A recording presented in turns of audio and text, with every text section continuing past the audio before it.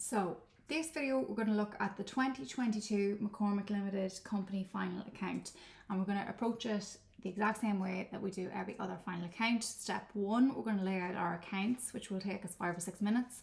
Step 2, we'll transfer our figures from the trial balance into our trading profit and loss and balance sheet, which will take us 6 or 7 minutes. Step 3, we're going to calculate investment income and debenture interest for the year, which will take us 3 or 4 minutes. Step 4, we're going to complete our adjustments, which will take approximately 32 minutes. And step 5, we're going to tot up our totals, which will take us 5 minutes. So our final account should look something similar to this 2015 Melba Limited one that I completed beforehand. So you can see we have all of our workings on the face of the accounts, which is going to save us time and it'll reduce the amount of mistakes that we might make. So if you can learn to do yours in the exact same way, that would be absolutely brilliant.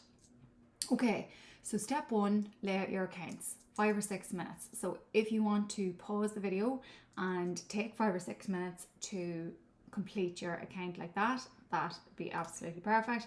And you will write in, the year would be 2021 there. Okay, so that is important. You get the marks for writing out the full date there. Step 2, transfer your figures into your accounts from the trial balance. So let's have a look and see where all of our bits and bobs will go. Okay, remember your alert diagram, A, L, E, R, and then the T account there. So assets and liabilities go into the balance sheet, expenses and revenues go into the TPL. So our authorised share capital at the top of the question is going to go into balance sheet financed by capital and reserves. Our land and buildings and our office equipment are going to go into balance sheet, tangible fixed assets. Our profit and loss balance is going to go at the bottom of our TPL, and hopefully you know that profit is a liability to the owner. The business owes the profit back to the owner.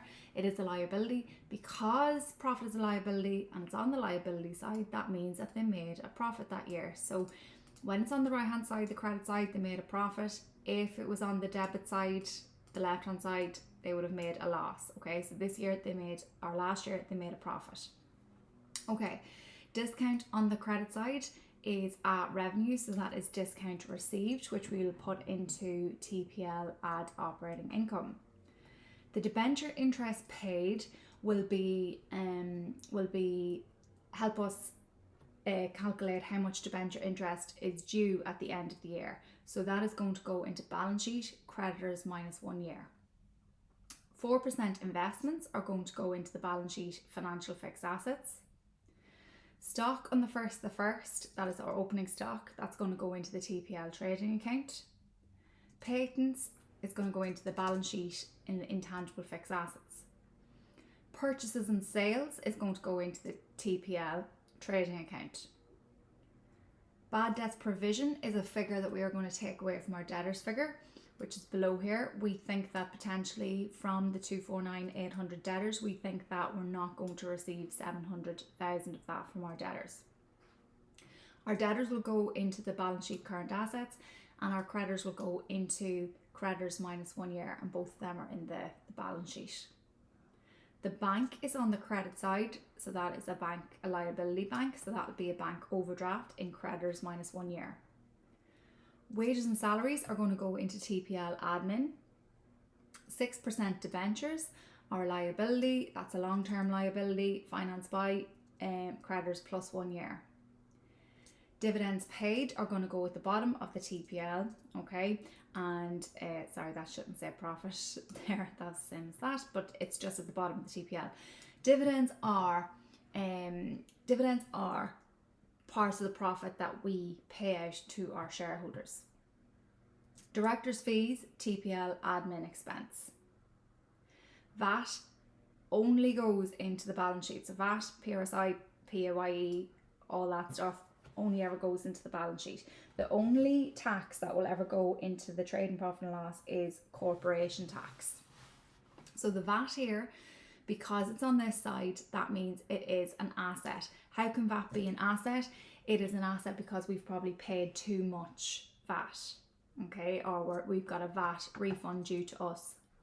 PAYE, PRSI, USC, as I said, only goes in the balance sheet. It's on the credit side, so that is a liability. So creditors minus 1 year.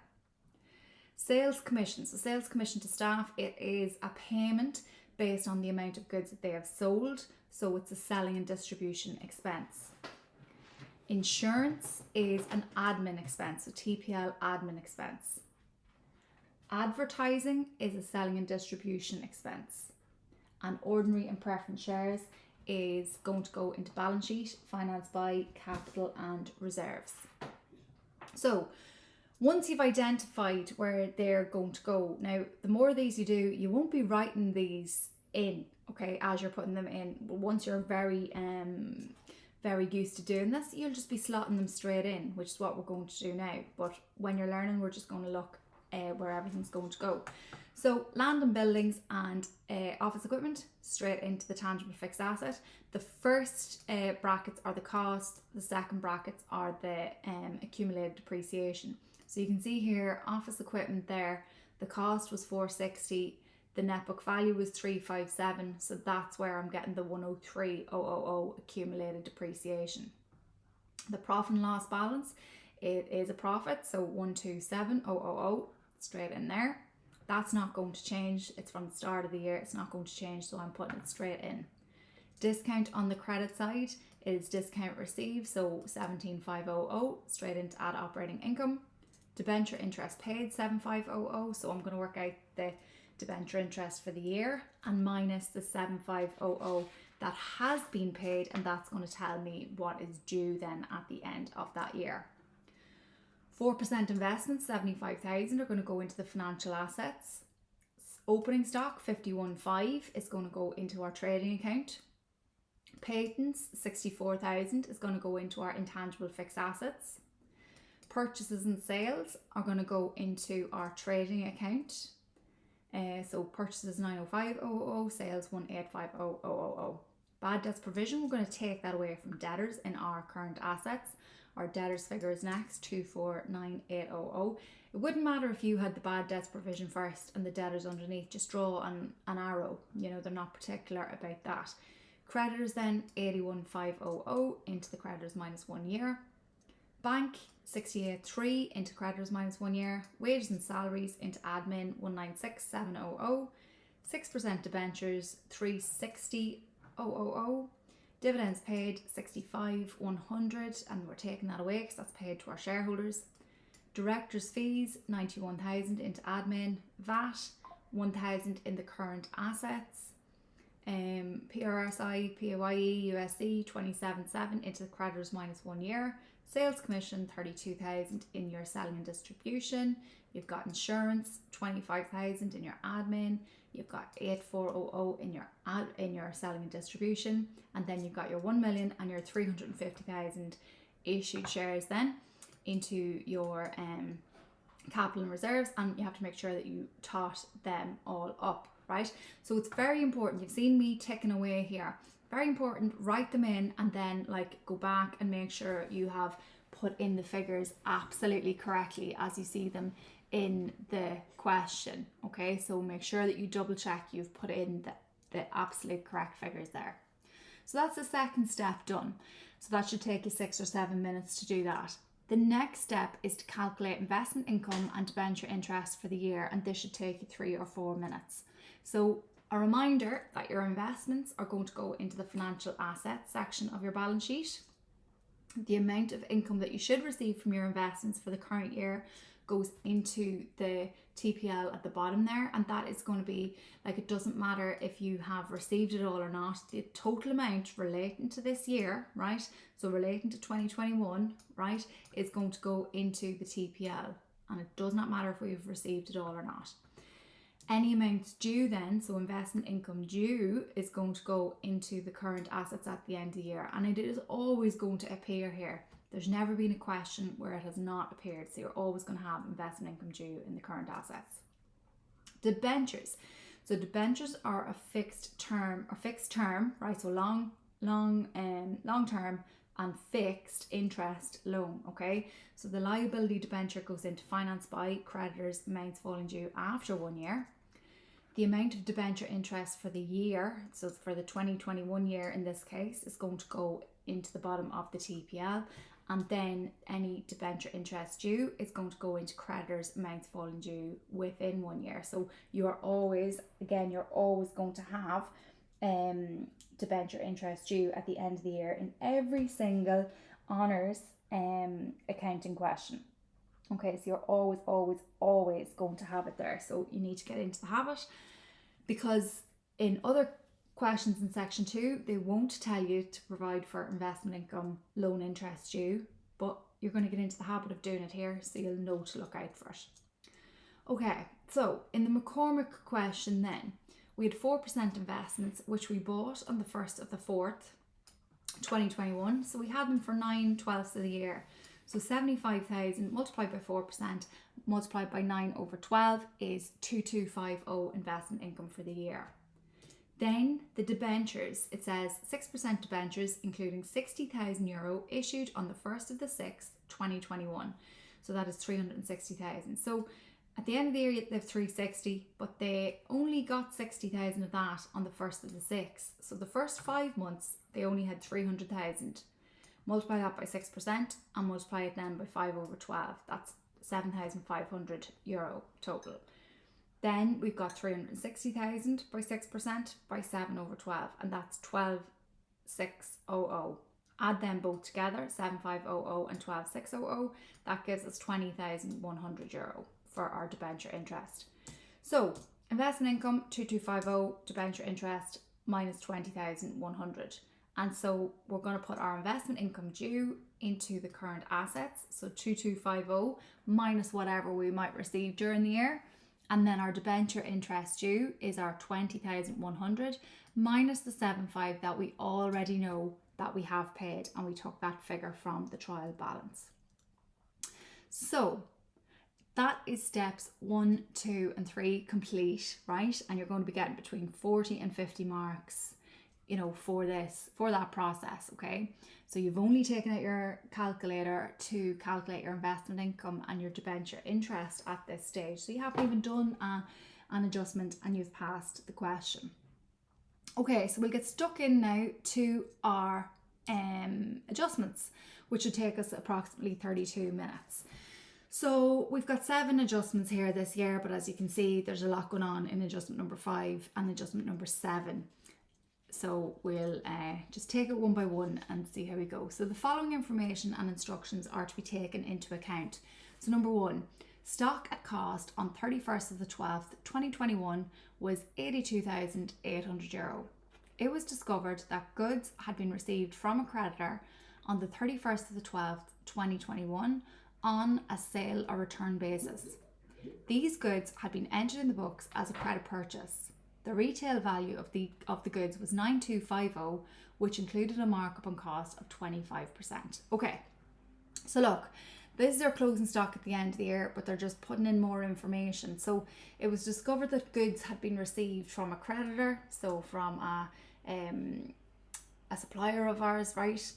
Had been received from a creditor. That means on credit, so we haven't paid them the money yet, right? But on a sale or return basis. So it means that we've had a handshake deal to say, look, if I don't sell these, I can send them back to you, right? If I do not sell these, I can sell these back to you.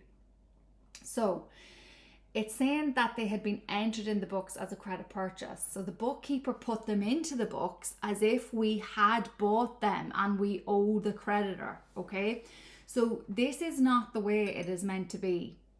All right, this is not the way it's meant to be. If we have organised a sale or return, we are not going to be entering it in as a credit purchase, right? So you see sale or return, you are just going to have to rewind whatever the bookkeeper had done, right?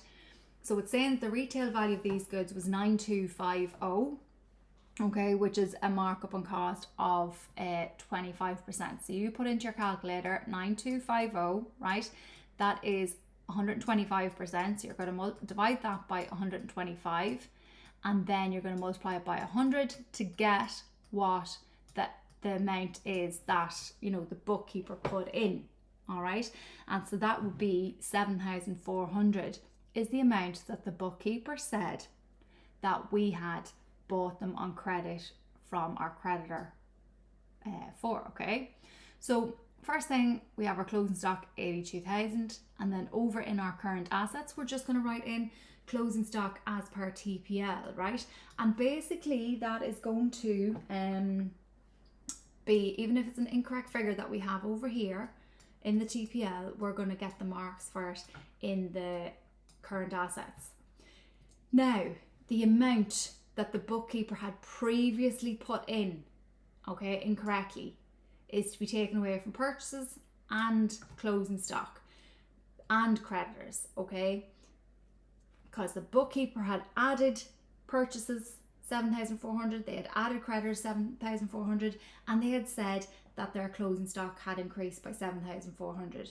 But we have to rewind them because it was a sale or return basis. We have not actually sold the goods yet, so we would not be entering it into our accounts. So the bookkeeper made a huge mistake there. So that's that adjustment done. The next one then, note 2, says provide for depreciation on office equipment. A full year's depreciation is charged in the year of acquisition and none in the year of disposal. It is estimated that office equipment has a useful economic life of 6 years with a residual scrap value of 4% of original cost. Note, on the 30th of the 4th, 2021, equipment which cost 65,000 on the 1st of the 10th, 2017, was traded in against new equipment costing €45,000. An allowance of 23,000 was made on the old equipment. The bank transfer for the net amount of this transaction was entered correctly in the bank account, but was incorrectly treated as a purchase of trading stock. This was the only entry made in the books in respect of this transaction. Okay, so a hell of a lot of things going on here. So they're asking us, first sentence, calculate depreciation for the year. They're telling us then, in the second sentence, a full year's depreciation is charged in the year of acquisition and none of the year disposal. So it doesn't matter when in the year we bought stuff or when in the year we sold stuff, we have a policy where we're going to charge a full year's depreciation when we buy the equipment, and when we sell the equipment, we're not going to charge depreciation on it in that year. Now, third sentence says it's estimated that office equipment has a useful economic life of 6 years. So with a residual scrap value of 4% of original cost. So from that sentence, we can work out how much our depreciation charge for the year, for each year would be. So has an useful economic life of 6 years, right? With a residual value of 4%. Now, that there should say 6, sorry, so that should say 6 there. So 100% scrap value, 4%, and then the depreciation is 96. Now, if we divide that by 6 years, which is the useful economic life that it has, we would depreciate it by 16% per year. Okay, so that is how we calculate the depreciation charge for the year. Now, we're going to fix our purchases here first, right? What on earth have I done that for? Okay, so it says later on in the adjustment, right, there was new equipment costing 45,000. It's saying that there was an allowance of 23%, 23,000 was made on the old equipment. So we bought new equipment worth 45, but we traded that in, we traded our old equipment worth 23 in against that new equipment costing 45. So whoever was selling us the new equipment took our old equipment off us for 23 grand. Now, so the bank transfer for the net amount of the transaction, so the amount that we had to pay in order to be able to walk away with new equipment, would have been 22 grand, because that's 45 minus 23 is 22 grand that we would have had to give them in order to get the new equipment. So that was incorrectly treated as a purchase of trading stock. Okay, so we treated it as purchases incorrectly. So purchases would be recorded on the same side as new equipment, so they're both debited. So for us to fix that, fix the purchases, we just take 22,000 away from purchases. So that's that done. Next, we'll work out the cost of the office equipment, okay? So at the end of the year, the cost is different from the start of the year because we sold old office equipment and we bought new office equipment, okay? So we sold office equipment that was 65,000, so we minus the 65,000 sold office equipment there, and then we bought office equipment worth 45, so we're going to add that new then. So minus 65 plus 45 gives us 440 as our cost then at the end of the year. So that is that. Next, we have to work out the depreciation on the office equipment for the year, okay? So at the end of the year, we're looking at our 440 worth of office equipment. That's the cost for our office equipment at the end of the year. We are going to use that 440,000, right, and multiply that by 16% to get 70,400 depreciation on office equipment. Now, why am I using the 440,000, right? I'm using the 440,000 because it has said to me, right, a full year's depreciation is to be charged in the year of acquisition and none of the year of disposal. So with the 440,000, it does not include the disposed machinery, but it does, or not machinery, disposed office equipment, but it does include the new office equipment that was bought this year.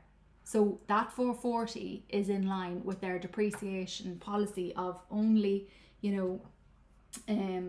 of charging a full year's depreciation on the new bought office equipment and not including the old office equipment. So that's why we use the 440 there. The next thing is we'll work out, did we make a profit or loss on the sale of the old equipment? So every time we get rid of a fixed asset, we have to work out, did we make a profit or did we make a loss on it, okay? So we have to work out, right, well, how long did we have it for? So we bought the old equipment in 2017 and it says to charge a full year's depreciation in the year of acquisition. So we're going to include 2017 as full year. We sold it in 2021. So 2018, that's another full year. 2019, another full year. 2020, another full year. And in 2021, we're not going to depreciate it at all. So that is 4 years that we're going to depreciate that. So our cost for old equipment was 65,000. Our accumulated depreciation on it would be 65,000 by 16% by 4 years. So we're going to have 41,600 accumulated depreciation. So 65,000 minus 41,600 gives me 23,400 net book value. So that was what it was worth at the time when we traded it in. Now, the allowance that we got for it was 23,000 euro from whoever we were buying it from. So look, we thought it was worth 23,400. We only got 23 for it, so therefore that is a 400 euro loss then. Okay, so 400 euro loss on the sale of that old office equipment.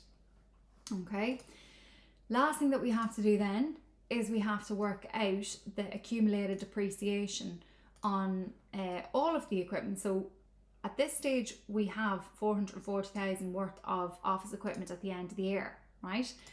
And we need to now work out, right, well, that 440,000 office equipment, what is the accumulated depreciation on that then?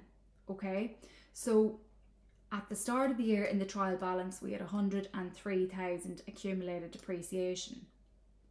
We're going to minus the 41,600 on the sold equipment, right?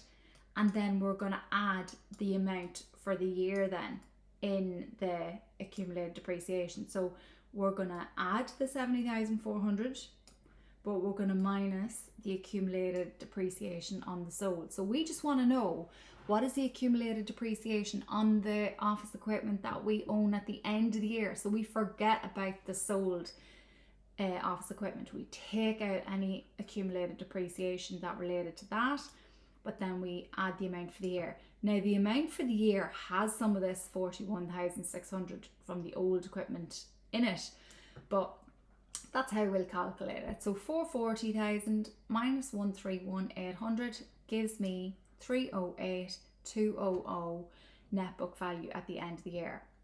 Now, so there is a lot of workings in that office equipment adjustment there. It is exactly similar to delivery vans adjustments. So if you need to revise them, just go and have a look at the delivery vans adjustment. And obviously that goes, it's the same for any adjustment here. Go back and have a look at the list of adjustments and the videos on each adjustment if you feel like you need to work on any of them. Okay, now we're ready to move on to adjustment number 3. During the year, a warehouse which cost 120,000 was destroyed by fire. The insurance company has agreed to contribute 115,000 in compensation. Okay, right, so let's have a look. So unfortunately, land and buildings, the buildings 120,000 destroyed by fire, so we're minus 120 from the cost of the buildings there. Now the insurance company has agreed to contribute 115,000, so brilliant, happy days. They're going to pay us 115,000. They have not paid it to us yet, so insurance claim due 115,000 is going into the current assets there. Now, unfortunately, obviously you can see that that is 5,000 euro short of what the loss was. So that is going to be loss on insurance claim, 500,000 under administration costs there. That was a nice and quick adjustment. So adjustment number 3 done. Moving on to adjustment number 4 now. Buildings are to be depreciated by 2% of cost per annum. Okay, so buildings to be depreciated by 2% of cost. So the buildings, right, are, they've changed, right? We have 120,000 that's been taken away because of the loss, right? But then if you notice back in the trial balance, it said in brackets, up at the top, the very top of the question, said land cost was 1 million, okay? We do not depreciate land, so I am taking that away from that figure. So 1760000 minus 120 minus 1 million land, multiply that all by 2%, is going to give us 12,800 depreciation on buildings. Now I ran out of space here, so I'm just firing it up, you know, beside it. You're just squeezing it in. As long as the examiner can see that you have it under admin, you are you're laughing. Okay, so that 12,800 then is going to be added up to the second bracket up here into the depreciation column, and you're going to have in your cost then, you've got 1760 minus the 120 loss because of the fire, which is 1.64 million. You're going to have your 12,800 depreciation being taken away from that, and that's going to leave you with a net book value of 1627200. So that is adjustment number 4 done. Next adjustment, it looks like a hell of a lot of stuff going on, okay, but we can break it down bit by bit. So the next adjustment is adjustment number 5, so the bank adjustment. So here it says the figure for bank in the trial balance has been taken from the firm's own records. However, a bank statement dated the 31st of the 12th, 2021 has arrived showing an overdraft of 48,950. A comparison of the bank account and the bank statement has revealed the following discrepancies. Number 1, a cheque for fees of 4,950 issued to a director had not been presented for payment by the 31st of the 12th, 2021. Number 2, a cheque for 26,700 issued to a supplier had been entered in the books, cash book and ledger as 27,600. Number 3, a credit transfer for 4,500 had been received on the 31st of the 12th, 2021 in respect of a debtor who has recently been declared bankrupt. This represents a first and final payment of 30 cents for every €1 owed. And number 4, a credit transfer for €9,000 had been received on the 31st of the 12th, 2021 from a debtor in respect of a debt previously written off as bad. This represents 75% of the original debt. The debtor has agreed to pay the remainder within 2 months. No entry was made in the books to record this transaction. Okay, so we get stuck into this. So our bookkeeper's bank figure, we take it from the trial balance. You can see there that it's on the credit side, which means that it's a liability, because liabilities are recorded on the credit side. So that is a bank overdraft. So 68,300 overdraft. The AIB bank statement figure, so we'll just call it, give the bank a name, so AIB, so we can visualize it easier. So that has an overdraft of 48,950. So by the end, when we look at all of these adjustments, we should have the same bank figure here, and that's how we know that our bank figure is going to be correct. Okay, so we will just get stuck in. Okay, so the difference number one, so the discrepancy number one, a cheque for fees of 4,950 issued to a director had not been presented for payment by the 31st of the 12th, 2021. Okay, so we can assume in this case that the bookkeeper has entered this into their accounts absolutely okay, right? So we don't have to do anything to the bookkeeper's accounts at all right? Now, you can imagine the director walking around, right, with a cheque in either their pocket, their wallet, in a drawer somewhere. They just haven't rocked into their bank and presented it for payment, okay, for it to be put into their accounts. But when it is put into their account, it is going to increase the overdraft figure by 4,950. Okay, so that's the first discrepancy looked at. The second discrepancy says that a cheque for 26,700 issued to a supplier who's a creditor, right, has been entered in the books, the cash book and ledger, as 27,600.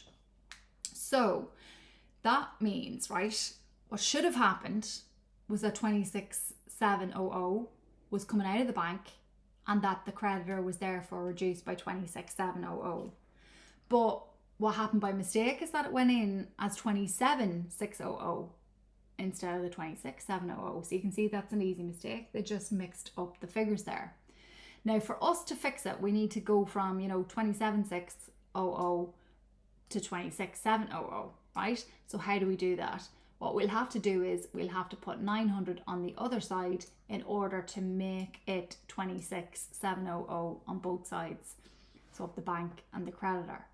So we'll see here then, it is definitely a bookkeeper mistake. So AIB bank don't care about this, right? So we've nothing to do in the AIB bank figure, but it's the bookkeeper's figure that we need to fix. So this 900 on the debit side is going to reduce, it's money coming into the bank really technically, so it's going to reduce the overdraft figure by 900. On the creditor account, we are going to add 900 to creditors in order to fix that. So that is going to be going into balance sheet, creditors minus 1 year. Okay, that's that second adjustment done then. So adjustment number 3 then, our discrepancy number 3 says, a credit transfer of 4,500 had been received on the 31st of the 12th, 2021 in respect of a debtor who has recently been declared bankrupt. This represents a first and final payment of 30 cents for every €1 owed. Okay, so I'll always say to students that in these bank adjustments, you're always either going to get a bad debts recovered or bad debts written off adjustment. And in this one, it's actually funny because there's both. There's bad debts written off and bad debts recovered. This one here, though, is bad debts written off. Okay, unfortunately, a debtor has gone bankrupt. Okay, so this is credit transfer was paid directly into the bank. So we would hope that AIB would be the first that would know about that. Okay, now 4,500 have been received. So therefore, the bank overdraft is going to be reduced by €4,500, okay, because money came into the bank, reducing the overdraft. Now, that 4,500 represented a first and final payment of 30 cents for every €1 owed. So that's 30%, right? we're not going to get 70%. Okay, so 70%, if 4,500 is 30%, 70% is 10,500. And the debtor has to be reduced then by the 100%. It's reduced by the amount that they have received into the bank, the 4,500, and it's reduced by 70% bad debts written off, 10,500. Okay, so that is the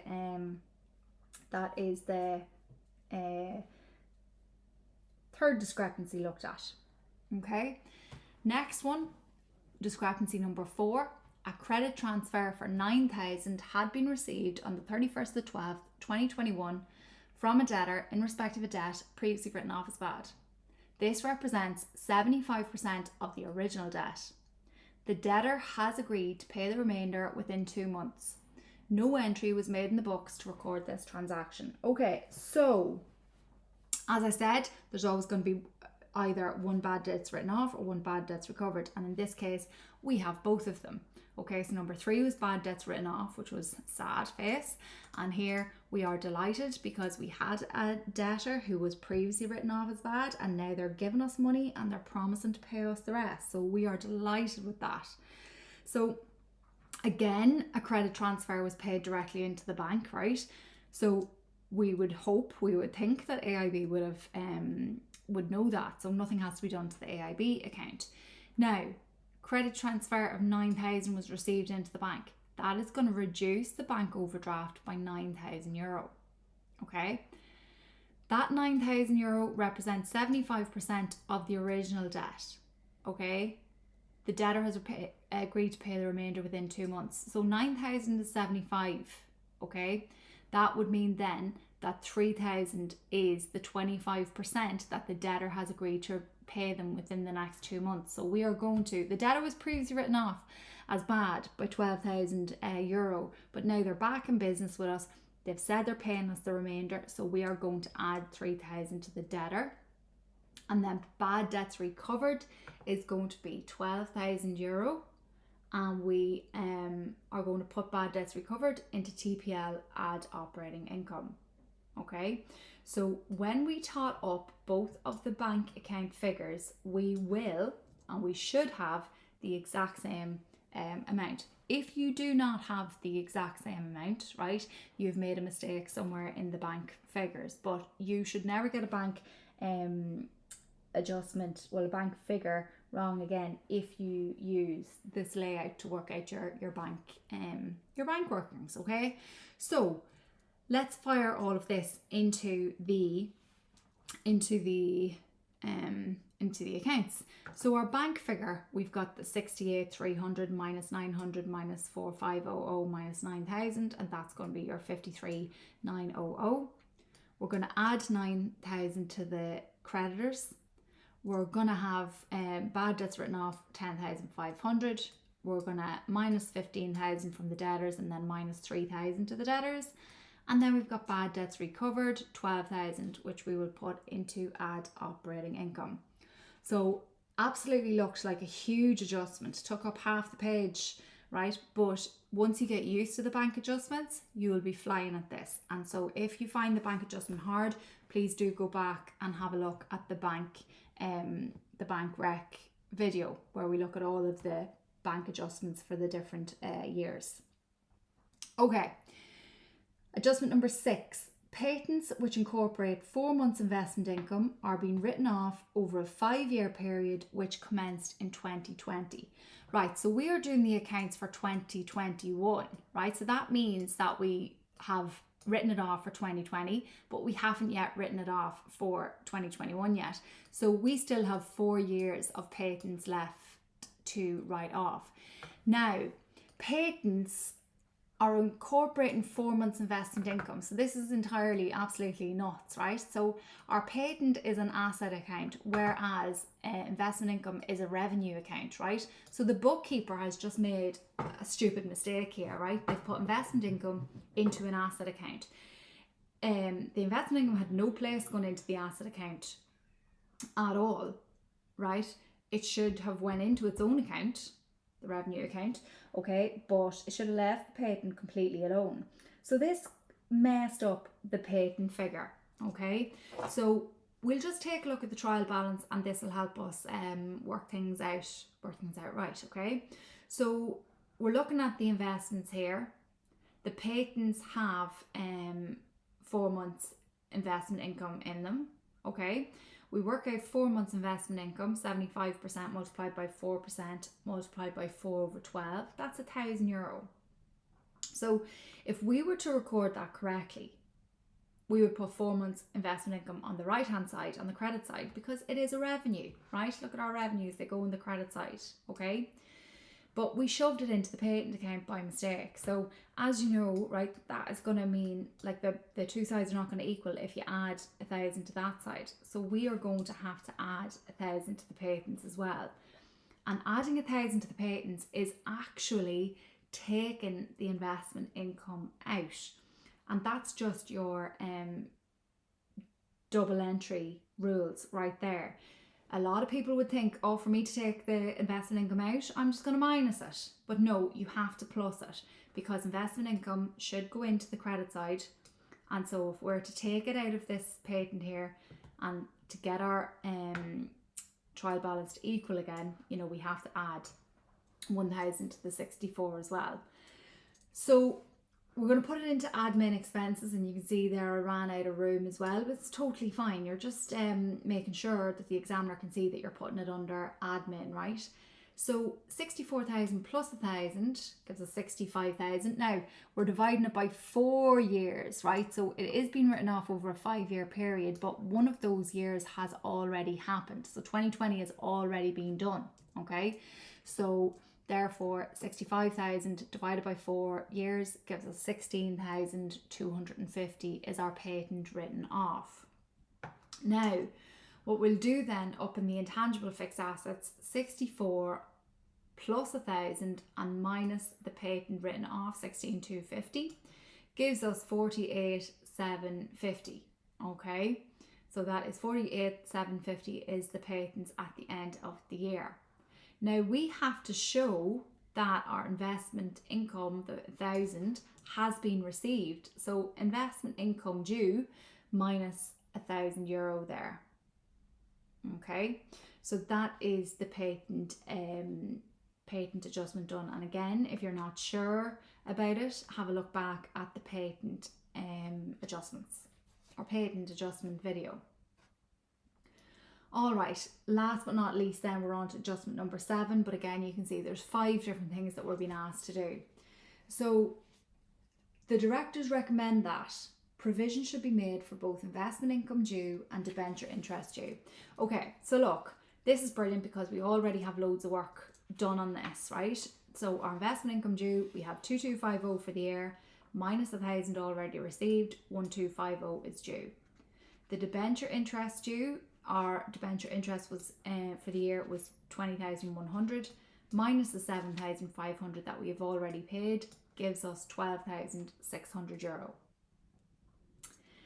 Next, number 2, the managing director should be paid a bonus commission of 2% on all sales in excess of 1.5 million.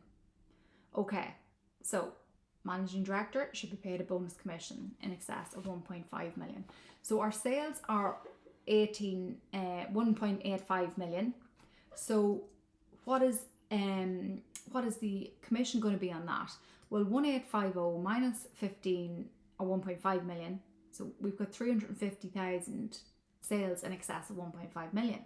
We multiply that by 2% and we're going to get 7,000 there, right? So we're going to add the 7,000 into the sales commission because that's what it is, right? It's sales commission. And I think in the marketing scheme, they actually added it on to director's fees. So they were happy for you to put it into director's fees, but they're also happy for you to put it into sales commission. I'm going to put it into sales commission because that's the correct place that you should put it in, okay? Because it is sales commission, okay? So look, that's 7,000 sales commission. It hasn't been paid yet. So you have to say then in the creditors plus 1 year, sales commission due, 7,000 euro. Okay, so that is that. Now, number 3, Provision for bad debts to be adjusted to 3% of debtors. So provision for bad debts to be adjusted to 3% of debtors. Right, so we tot up all our debtors figures. So we've got 249,800 minus 15,000 plus 3,000. That's 237,800. Now, our debtors figure, we need to work out what 3% of our debtors are, because the business wants us to have a bad debts provision for 3% of that. So they think we're not necessarily going to receive 3% of 237,800, which is 7,134. Now, originally we had a bad debts provision of 7,000 in the trial balance. We compare the 7,134 to the 7,000 and we can see, sadly, it is €134 more than what it previously was. That's going to be an increase in bad debts provision, which we will put into selling and distribution expenses. If it was less than the 7,000 originally, it would go into add operating income. But an increase in bad debts provision is an expense. It's a selling and distribution expense. Okay, the fourth adjustment in this says a transfer of 250,000 should be made from profit to the capital reserve. Okay, easy if we've got our layout done right. Okay, so we're just going to say transfer to capital reserve. We're going to take away 250 there, and then we're just going to put the 250 over in the capital reserve. There was none already in the trial balance, so it's literally simply just the 250 that you've been asked to move there now. Note number 5 then, provision for corporation tax of 60,000 is to be recorded. Okay, so we have to ensure that we're going to pay 60,000 corporation tax. We have to record the corporation tax in our TPL. That's the only type of tax that we are going to have in a TPL, is corporation tax, right? We have not paid it yet, so provision should be made for, provision is to be recorded. We have to do it. We have not yet done it, right? So we have to say, okay, we owe the revenue €60,000 corporation tax now. So creditors minus 1 year, 60,000 corporation tax. Okay, so that's it all done. That's all of our adjustments done. The last thing that we have to do is spend 5 minutes totting up our totals. So you've done your adjustments, they look like that. You need to tot up all of your figures in the brackets, right? And then just bring them out to the accounts, right? And then you're just totting everything up and taking away where you need to take away, all right? And you should have something that looks like this. So we've got a profit and loss balance there, 286,266, right? Which we bring over here. We tot everything up here, and we've got 2246266 is your total net assets and your capital employed. Again, remember, very important to tot up the fixed assets here, and it's very important to tot up the authorised and issued capital there, because you could be penalised if you do not do that. So important to note, when you're taking away things, you're taking away your closing stock here, you're taking away your cost of sales here, you're adding up all of your expenses here, taking them away from your gross profit, you're adding your operating income to those figures, you're adding investment income, you're taking away debenture interest, taking away corporation tax, taking away dividends, taking away capital reserve. You're adding, in this case, your profit and loss balance. That gives you your profit and loss balance. Now, you have to be very careful in your fixed assets that you're not forgetting to add your patents, your total fixed assets, and your financial assets. In your current assets, you're totting them all up, and then you're taking away your current liabilities. That gives you a working capital. The working capital is a positive figure, so in this case, you are adding that there. So that is 2246266. And your debentures and stuff there, you're going to add to your 1886266, and that gives you 2246266. You shouldn't spend more than 5 minutes doing this. If you find that you are, move on to the next question in the exam, because any marks that you might get here at this stage is going to be way less than marks that you can get in other questions for the same amount of time. So super important that you only spend 5 minutes at that. Okay, so that's the 2022 company final account, McCormack Limited, complete.